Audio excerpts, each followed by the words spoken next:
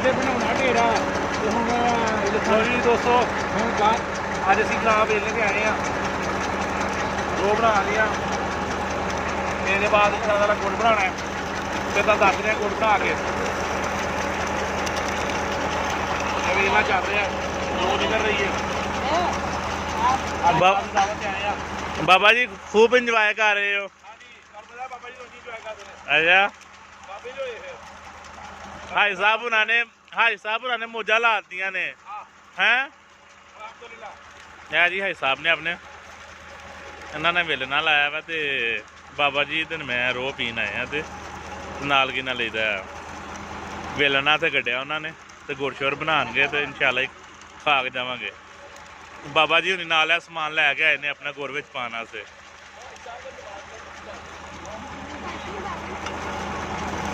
ਲਿਆ ਚੁੱਲਾ ਕਈ ਵੀ ਪੀ ਲਈਏ। ਬੰਦ ਕਰ ਦੇ, ਬਸ ਥੋੜੀ ਵੀਡੀਓ ਬਣਾ।